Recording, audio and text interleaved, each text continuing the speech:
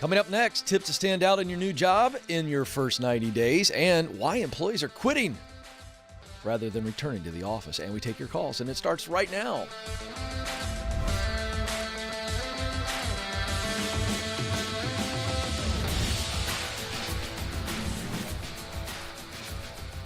All right, coming to you live from Ramsey Studios in Nashville, you have joined a conversation about who you are, what you were created to do, where you want to do it, and how to get there. In other words, how to do what you were born to do. Life is way too short for you to just be in a job. Do you really think that all there is to work is just holding down a job? Oh, there goes my chat on the old computer. I hate when I do that. I forgot to turn the volume down. Let's see if we can get that. All right, very good. The inevitable text message that comes through while you're live on the air. But we're excited to be with you because this conversation matters. I'm just coming out of a meeting this morning talking about you folks. Specifically those of you who don't love what you do. And you think that there's no way for you to make more money and make more impact. To actually do something you love and make enough money. You've been beaten down by cultural philosophies, bad habits, environments that you've been in where you look at work as just, this job, it sucks. And here's what I know. Being stuck is a choice. It's your choice. You're not stuck because of someone else. You're stuck because you refuse to try to get out. You're making excuses. So if I got to kick you in the pants today or the next day, I will. Because you're just too stinking important to this world. You were created to fill a unique role in your work. You were needed. You must do it. Somebody out there needs you to be the best version of you. It's time for you to get off the stinking bleachers of life and get in the game. 844-747-2577 is the number. Your calls in just a minute. But first, all right. You just started. You just want to start right? So those first 90 days, many companies like Ramsey Solutions will do a 90-day review. I mean, we're going to hire you, but we're also going to see if you were acting in the interview, if you're a liar, or if you get in and you can't handle it. It's fair. 90-day reviews, I'm all for it. It's good policy. So how do you win in the 90 days? Because you're being looked at. I mean, they're looking for reasons to keep you or reasons to not keep you. So how do you win in the first 90 days? I want to break it down very simply. 3 main points, and we'll dive into them. First point is you need to reestablish what a win looks like in your job. Now, you went through this in the interview process, and hopefully you were able to understand and it was made clear to you what a win would look like for you. This is what we need you to do, okay? At Ramsey Solutions, we have a document that everybody in the building has, and it's called Key Responsibility Areas. It's like, hey, here's what you're supposed to do. These are your key responsibilities. So in other words, a win is when you do these responsibilities well. Simple. But you'd be surprised at how many companies don't outline these things. So you're going to have a snapshot at worst, a super detailed picture at best. But even with a super detailed picture, it's always good in that first week to reestablish with your leader, hey, I want to make sure we're on the same page as we get started. These are my responsibilities, and I want to get any other detail that you want to add. What are my priorities on this list? Do we have a list? If we don't have a list, let's get those key responsibility areas. If they don't do it, there's nothing that says you can't go to them and say, hey, I was listening to this radio show and this guy talked about a 1-page key responsibility areas document that is really smart for people. And I'd love to create that with you so that I know exactly what my priorities are to help our team win, help you win. Even an unhealthy leader is going to go, okay, I'm down with that. And by the way, throw in the added bonus that they can measure you on this. You want to be measured.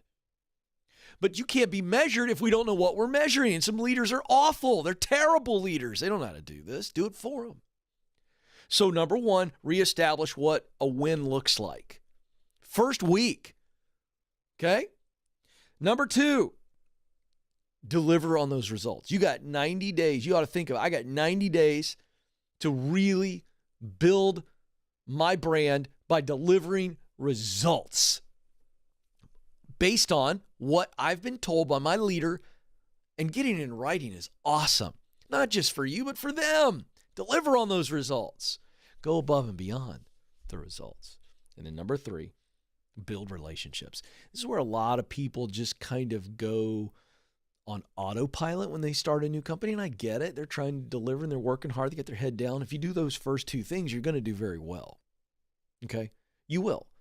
But you'll do great if you are intentional to build relationships. That's true connection with your teammates, with your leader, getting to know them. What do they like? What kind of food do they like? What sports, what music, what movies? What do their kids do? Be interested in others and build relationship, build connection points. Well, I know Larry likes to talk cars.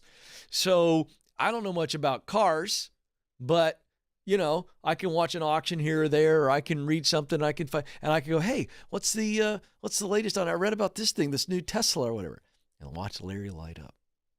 Well, Becky's into sci-fi movies. So if there's ever been a sci-fi movie you like, or sit down and go, hey, top 5 sci-fi movies all time. If there's only 5 I could watch, which one would you recommend? Becky's going to light up. Well, what are we doing there? We're establishing connection points, which build into relationships. And let me tell you something. Don't forget this little key point, that people must like you before they trust you. Does that make sense to you, Joe? People got to like you before they trust you. Have you ever trusted somebody before you liked them? No, I haven't. Never. Amanda, have you ever trusted somebody before you kind of liked them, even if it was at first impression? No. Yeah. It's hard to trust a doctor that's kind of a jerk to you. I mean, think about that for a second. Even a doctor who you presumably know has done the schooling, they got the licensing, all the things, and they're kind of a jerk to you. You kind of go, I don't know if I really trust that doctor. Don't underestimate likability is my point. So there's the 3 things. Reestablish what winning looks like. If you did not get a key responsibility area document in the interview process right when you were hired, create one. Reestablish what winning looks like. What are the expectations? What are the priorities so that you can crush it, over-deliver in the first 90 days? Number 2, that is, in fact, what you must do. Deliver results. They just need to see unbelievable results. And number 3, build relationships. Become likable. Win with people. You do that, fabulous way to start. 844-747-2577. 844-747-2577 is the phone number. Let's go to Michelle in Indianapolis, Indiana. Michelle, you're on the Ken Coleman Show. Hi, thanks for taking my call. You bet. What's up, Michelle? Yeah, so I am near the end of grad school. I'm studying master's in nonprofit administration. The plan for the last 7 years has been to open up a nonprofit reentry center for women coming out of prison. Oh, wow. I feel like I have all the tools to do this. Okay. I love learning. So when I thought about this, my first instinct was, well, get another degree. So I did.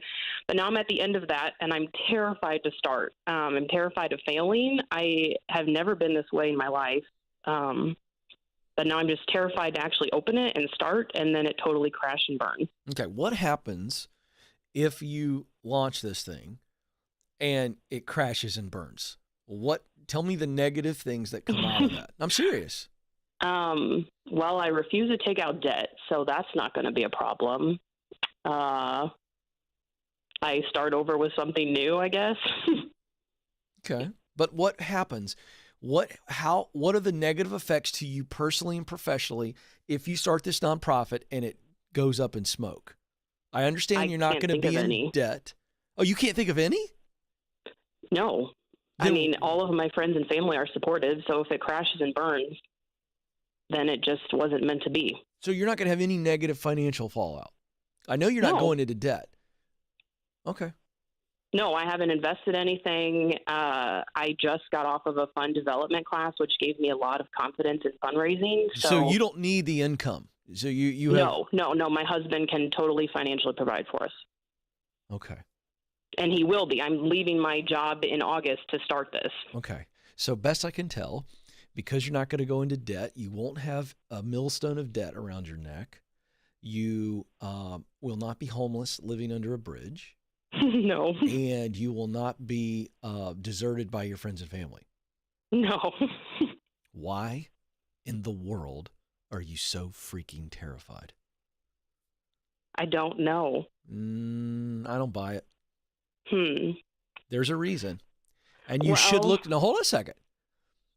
You just told me that there were no negatives other than, well, you didn't tell me any negatives. I know what the negatives are. And in the answers you gave me is what you're really afraid of.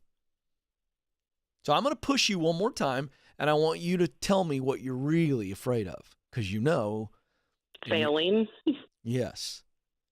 But it's deeper than that. You're not just afraid of failure, because you're not actually going to be deserted by your friends and family. You're not going to be homeless. Okay? So what are you really, really afraid of beyond failing? It's deeper than failing. What are you afraid of? Take yourself to that moment. This thing has been a miserable failure. What are you truly afraid of? Say it. Letting people down. Yeah, you're afraid of what other people are going to think. Yeah. It's not letting people down. You're not letting anyone down. Who are you letting down? You tried to help women. You helped some women in the process, but the only way this thing goes up in smoke is if you run out of money and you can't do it anymore. But the fact of the matter is, whether you have a nonprofit or not, you could go find one woman today that's coming out of prison in the next 30 days in your area, and you could find a way to connect with that woman and offer to help her, whether you had a nonprofit or not. True or false? Yeah, I could. So who are you letting down? You're not letting anyone down. You're afraid. You're like me. You're a performance person. You're driven to succeed, and you want to win. And you want to win really stylistically, right? You want people to go, "Oh, this is the greatest thing." I'm a perfectionist. Yeah, well, you're not. When somebody tells you they're a perfectionist, they're not a perfectionist. You know what they really are? A control freak. Yep. And the reason for the control is fear. You got to get over what anybody might think if this thing doesn't work. Who gives a crap? Why are you wanting to do this? Tell me the why. And don't give me some marketing answer. No, I know the reason I want to do this. I've met so many men or women in prison who just feel like they can't get back on their feet. That's After exactly they get right. out, they've kind of been crippled in a way of being in prison. I think that a lot of them are grateful for it, but they don't have the tools or the resources because they weren't in the world to learn them. Why? Why do you want to help those men and women? Why? You just told me. Well, I think I want to help everybody. No. I think that. Why do you want to help those people? It's not just because of that. They need it the most. Yeah, but why? Why those people? What connects to your heart? I have a pen pal on death row in Ohio. That's what it is. Now we're getting somewhere. I want you to remember the personal experience that's driving this. You were giving me great stats. You were giving me great marketing copy. I want to know what freaking moves your heart. And what moves your heart is the pen pal that's on death row that you know in their heart has been restored and rehabilitated, yet they got to pay. And that has opened up this whole space. Am I right now? Now are we talking real? You're touching on it. Yeah, I just have a deeper desire too. One of my top strengths as a developer. So I see these gifts in people and I want to bring them out. And it just hurts me so much to see that these people aren't given a chance. You know what this is? I know what it is now. Your deep passion is restoration for people. Yes. Oh, did you hear what just happened? What just happened there? What just happened when I just said a double-syllable word, 3-syllable word? What happened? What emotionally just happened when I said that? My heart lit up. All right. So good. That's the reason why you called. I didn't know at the start. That's it. That's your word. That's not just your word. That's your total mission is restoration. Serving others for restoration. So you can't fail. Your nonprofit may take a long time to get off the ground. Okay, that's fine. But we're never going to shut the doors because we're never going to want to stop helping restore people. I want you to be less concerned about the nonprofit and how much money it raises in the first year, how much money it raises in the second year.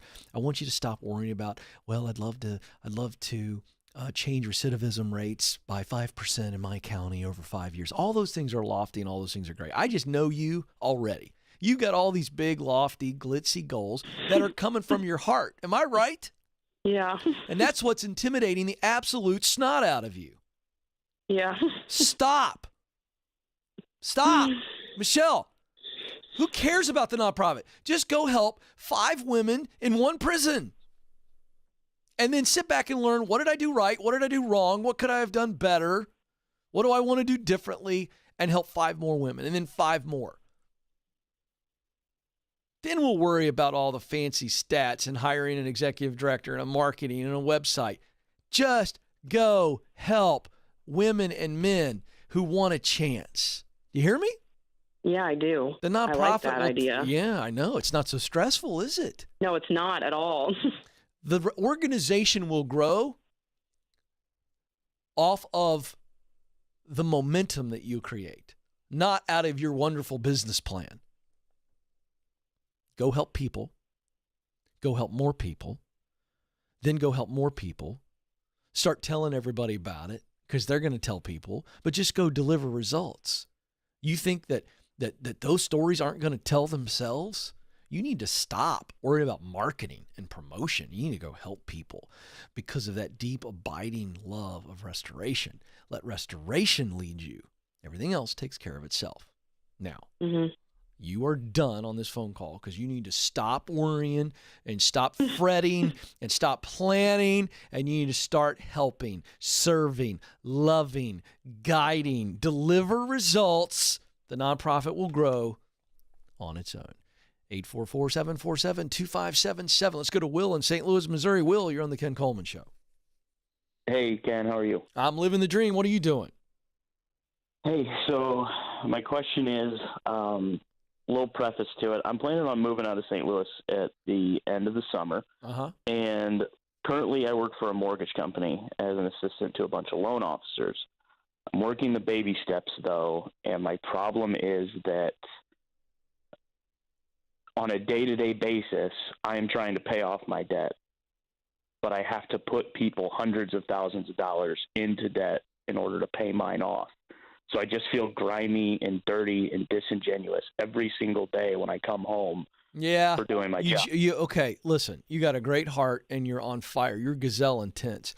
And this switch, it's like you put on different glasses because of the Ramsey show and Ramsey Solutions. And now you see the world through completely different lenses, but you're overcorrecting. You're creating an issue that doesn't exist. Let me explain.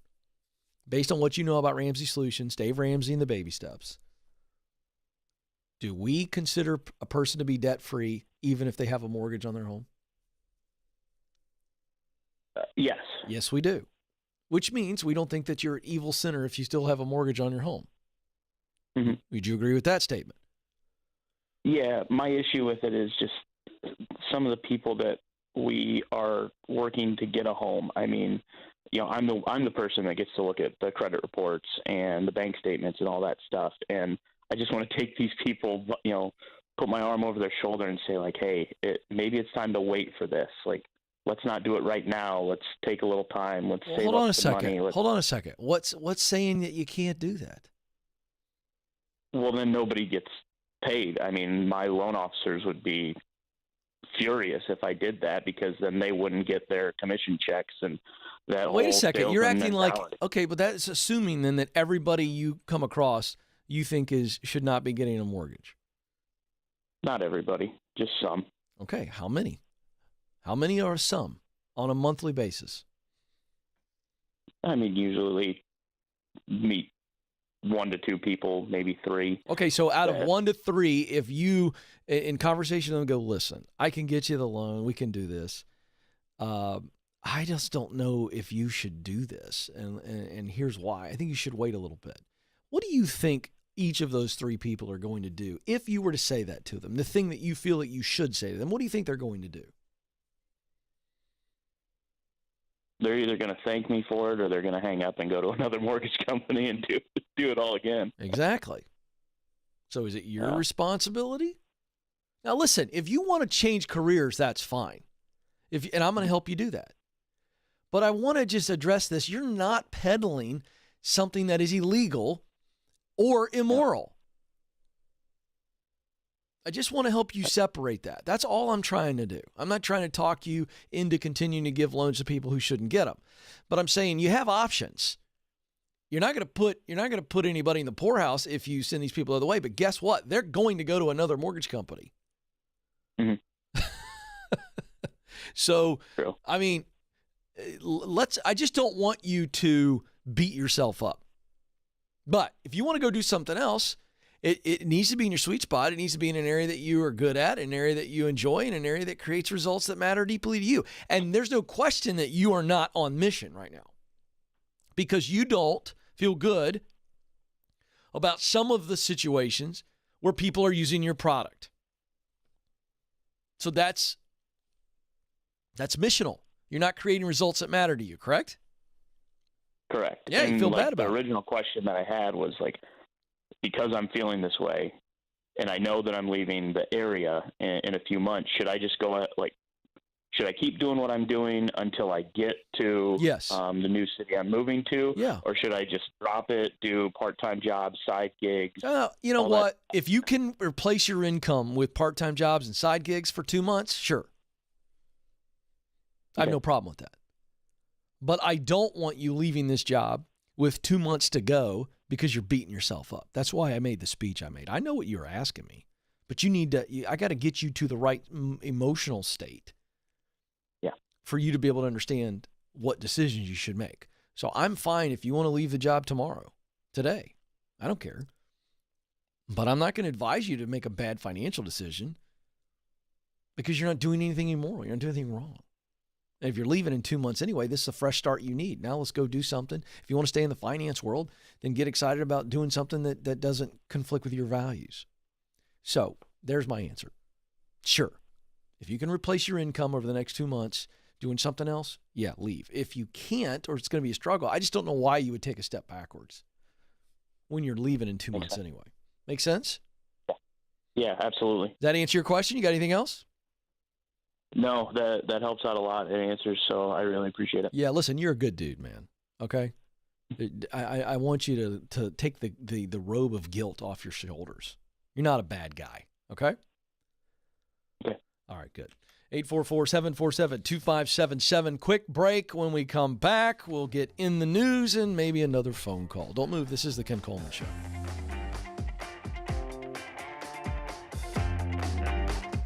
We were drawn to Christian Healthcare Ministries because we both had young families and we wanted to have more children. And we had also just started a real estate company and needed to find healthcare coverage that would meet our needs. We were attracted to CHM because of its low monthly costs and the ability to negotiate medical costs down. Established in 1981 and accredited by the Better Business Bureau, CHM is here to meet the needs of your growing family or small business. Check us out at chministries.org. We absolutely believe in it. Hey folks, Ken Coleman with you. If you've ever had to look for a job, you know it's stressful. Combing through job openings and feeling lost in the shuffle. ZipRecruiter knows that the general experience of looking for a job is pretty sucky. That's why they figured out a way to make it unsucky. When you sign up on ZipRecruiter.com, you can create a free profile. Then you get matched to great jobs, plus a lot more. Go to ZipRecruiter.com right now to sign up, absolutely free, and put ZipRecruiter to work for you.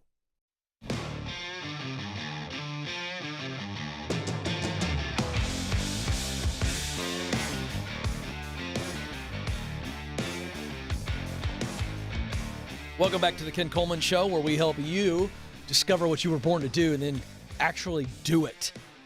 844-747-2577. So excited to have you with us. Hey, real quick, if you are watching live or even later, we're live 12:24 Eastern Standard Time. If you're watching later, give us a like both times. Give us that thumbs up right below the video window. Subscribe and share. We're growing. We need your help. And because we are growing, and I need your help to spread the word. Hey, folks, this is a different kind of show over here. If you want to do something you love, This guy can help you do it. You got the answers. He'll pull them out of you. You want to get promoted. You want to make more money. You want to move up the ladder. Fear's holding you back. You know you're supposed to start something new, but you're stuck. Tell people, let's get a crowd over here. Let's help some people out. All right, time for In the News. From Bloomberg, headline, this drove me nuts. Employees are quitting instead of giving up working from home. The drive to get people back into offices is clashing with workers who've embraced remote work as the new normal. Now, I hope, Madison, that these are people who have financial wherewithal and lots of options. But something tells me that's not the case with all these folks. Take Portia. And I'm not picking on Portia, but she's featured in the story. First sentence in this Bloomberg article: a 6-minute meeting drove Portia to quit her job. She'd recently taken a position as a research compliance specialist in February, enticed by the promises of remote work. Then the company changed their mind, which companies can do and will do. Final straw. So the media invites piled up. The final straw. Listen to the language of this article. This is a reporter that's talking to this woman. The final straw came a few weeks ago when an in-person gathering scheduled for all of 360 seconds. She got dressed, dropped her 2 kids off at daycare, drove to the office, had a brief chat, and decided she was done. Really? Her quote, I just had it. I couldn't do it. It's too much. To go to the office, have a meeting. Now, quick pause. Okay, I get that it was not a very long meeting. Okay? But it doesn't matter. You can't just tell companies, yeah, I'm only going to remote work, and if they change that, you can't just go. No, you can quit, and she quit. And good on Portia. Good for her. She quit. But if this is some of you that are watching this and you go, hey, I really liked working from home. I want to work from home, and I don't like it when they make me come into meetings. Well, let me tell you something. Good luck. Go job hopping. That's fine. But this is an attitude issue that I do not like. Listen to this. There's the notion that some bosses, particularly those of a generation less familiar with remote work, that's a nice way of saying older people, are eager to retain tight control of their minions. Listen to what she says. They feel like we're not working if they can't see us. It's a boomer power play. It's a boomer power play. This is what irritated me. And this is all I'm going to address. You work for the company. They sign your paycheck. Remote work absolutely is a viable option for some companies, and it has proven to work. But just as many positive stories that are out there on remote work, there are just as many negative stories. And the data is clear. Culture suffers. It just does. But if your culture is okay with that, fine. But some companies want a culture of people being in the office and all the benefits that come with that. And if you don't like that, stop turning this into, they don't value me. It's a boomer who's old and outdated, and they just want to control me. Give me a freaking break. I am all for you deciding what you want to do. But good luck if you're going to use remote work as a demand. We'll just see how that plays out. Good luck. I can't believe someone would quit over having to go into the office and have a meeting. Now, some of you are going, Ken, you're not very sensitive. She's the working mother. She has 2 kids she has to drop off at the daycare, and I understand what she's going through. Oh, give me a freaking break. My wife has been a working mother. Give me a freaking break. I hope that Portia and others, and they're trying to make this out like this is a big thing. By the way, 13% of people out of a recent survey said they're prepared to leave their job if they're going to be forced to come in. Okay, great. I'd like to know the 13% in their situation. They are either financially flexible and able to do that, or B, they're idiots. How do you like that, Joe? I don't know. Because if you're going to walk from a situation that otherwise is a good situation for you professionally, all because you don't want to go into the office and you want to work in your sweatpants all day long, again, I get no problem with people working in their sweatpants, Joe. I'm not anti-sweats. Okay? I love a good pair of sweatpants. But this isn't about that. This is about you being a functional member of society, and you can't just I'm taking my toys and going home. Tough. Go. But don't act like you've been dishonored, like some boomer doesn't value you because they want you to come to the office for a freaking meeting. What's wrong with you? Grow up. Joe, I think this could all be tied back to everybody gets a trophy. Yep. By the way, that's somebody's going, oh, Ken's a boomer. No, I'm not. I'm Gen X. You give everybody a trophy, then everybody goes, well, I don't want to come into work. You can't make me come into work. Well, you're right. I can't physically force you to come in, but if you don't come in, I'm going to fire you. Good grief. I think she had other problems. It's not an age thing. It's a business thing. I know, Joe, but this is where, we take a headline. By the way, this is a separate rant. Employees are quitting instead of giving up working from home. Bull crap. A small percentage of people are. Those people are spoiled. Oh, here's a word, Joe. Privileged. It's true, though. They are. Or they're just idiots. There you go. Spare me. Listen, I knew this was going to happen on remote work. And again, I'm not anti-remote work. I think it can work in some situations. But good grief, she was given the remote work job, but she was asked to come in for some meetings. What's your freaking problem? Grow up. Come up with a better solution for your kids. I get it's tough, but give me a break. Oh, they just don't value me. I'm leaving. Okay, wonderful. 844-747-2577. Let's go to Little Rock, Arkansas, where Tyson joins us. Tyson, you're on the Ken Coleman Show. Hey, sir. How's it going today? Tyson, I'm living the dream. What are you doing?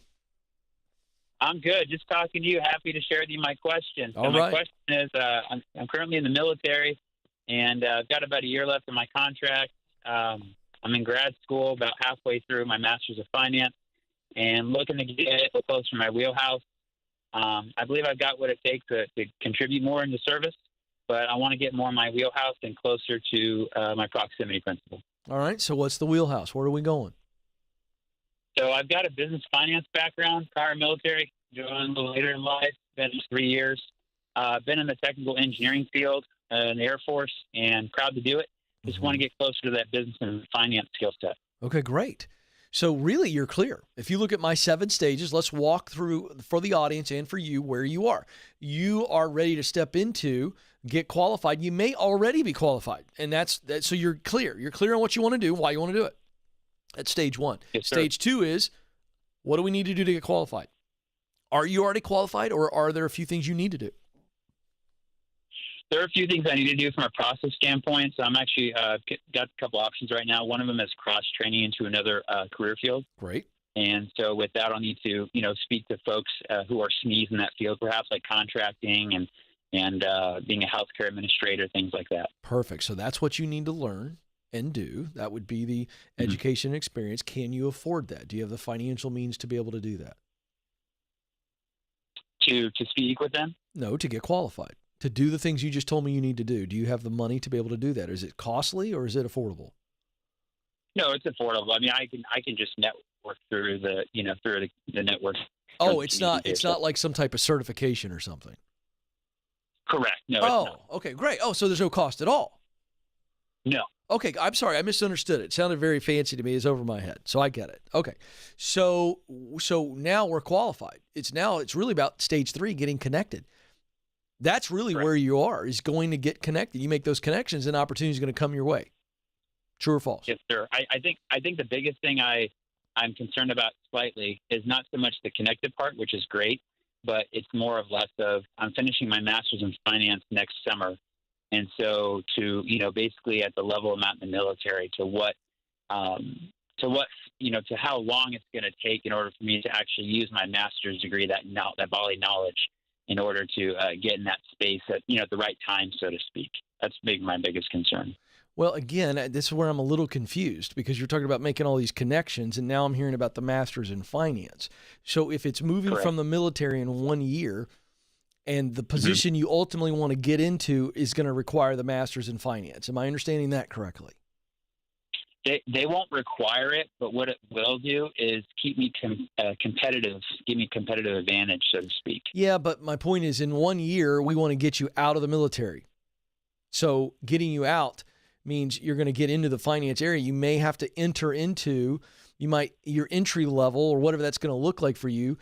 You got to get in, right? Correct. Yeah, but again, I'm looking to stay in the military. I'm so for confused. a little longer. I'm so confused. Okay. I feel like I've let you down. I don't know where I'm missing the detail. You told me you were out, your contract was up in a year. So it's going to be up next summer.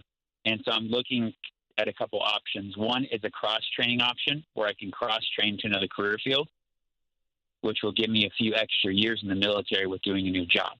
Okay. And so my question is, in lieu of me being halfway through my master's program right now, I'm trying to consider what is the best option. Maybe I didn't articulate it correctly. My apologies. But I just want to know what the best pathway for me is forward, because I still believe the mission here is very incredible. I just want to get closer to my wheelhouse where I can, utilize my talent at a higher magnitude. Okay. All right. Okay. Yeah.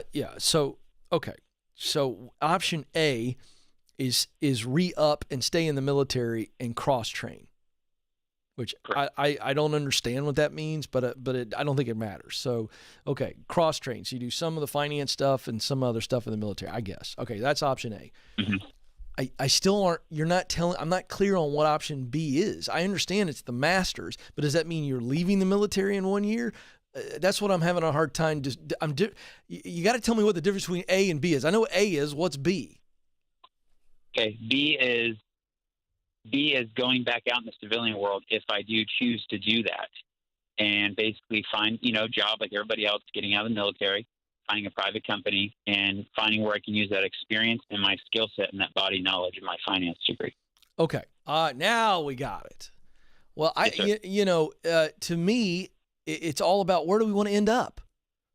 So where you want to end up. So which of the two options gets you there faster or gets you there in a better ride, right? So what matters most? Is it getting there quicker, or is it getting there in a more enjoyable experience? Sounds like that's what we're looking at. Does that make sense the way I'm framing that? That does, Ken. I do appreciate that a lot. No, So which one is which? Which one gets you there faster or better? Quicker would be option B, would be to get out in a year. That would be, personally, as of right now, that'd be the more viable option. Okay, which way were you leaning when you called me?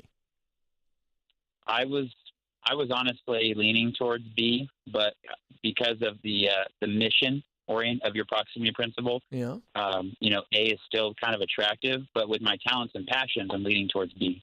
Yeah, but I think I think there's some fear holding you back. And so you're letting your heart's kind of trying to tell your brain, well, you really love what you do in the military, and why would you walk away from something that you care about? Is that what I'm understanding? Mm-hmm. Yes. Yeah, but it's not about that. It's the wrong narrative.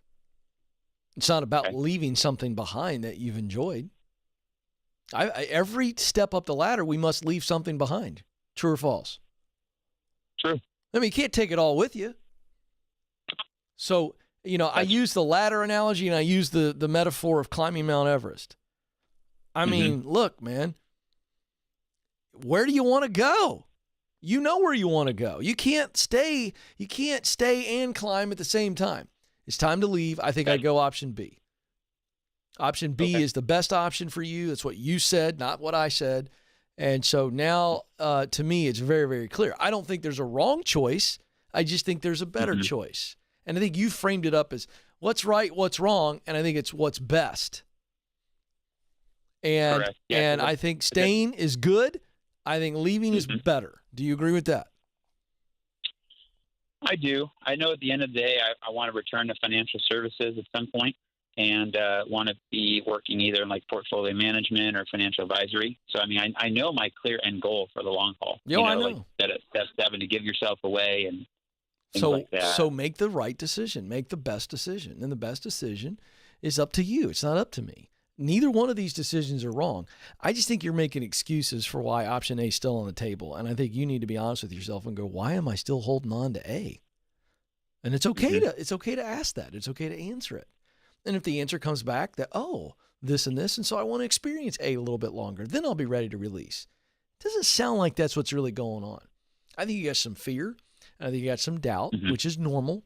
And I think fear and doubt is making option A look better than it actually looks. That's what I think. So I'm going to put you on hold to chew on that one. And again, folks, you got to follow your heart. It's what's on the basketball over my shoulder. All right, my time is almost up. Before I let you go, I want you to know that you matter and you do have what it takes. Thank you for joining us. Until next time, this is the Ken Coleman Show. Press on.